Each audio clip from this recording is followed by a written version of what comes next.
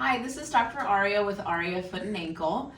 Today we're going to go over dressing change after a nail procedure.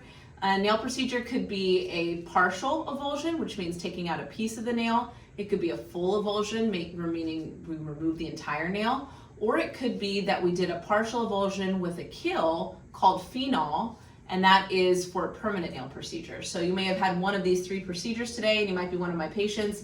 You'll either leave with a dressing kit from your appointment, or we'll have you pick up those dressings, or maybe have them at home. So what you need for your dressing is Coban. That's the specialized wrap that is porous. It allows air to get to the area so that the site can breathe. When I say porous, I mean it has holes in it. So when your nail needs to drain, it's going to allow air to get to the area versus a Band-Aid, which is occlusive. You'll also need some gauze. So if you have 4x4s, which are larger pieces of gauze, you can cut them or fold them to size.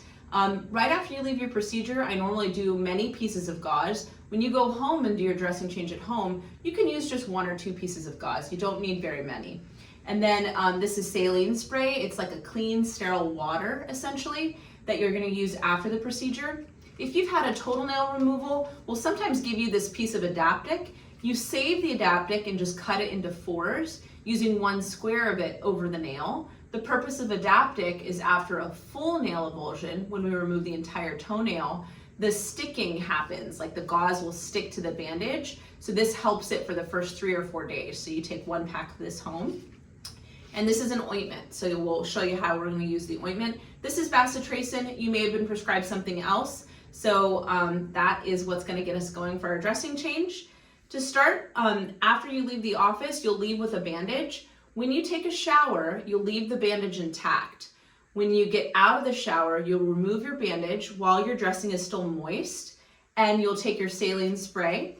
There's 2 ways to clean the nail bed after a procedure. You can either spray the saline spray directly on the gauze, or put it directly on the area where you've had the procedure. It's up to you how you'd want to get that done. Then you take your piece of gauze and you'll make it as thin as you can, and you'll just kind of just gently dab it.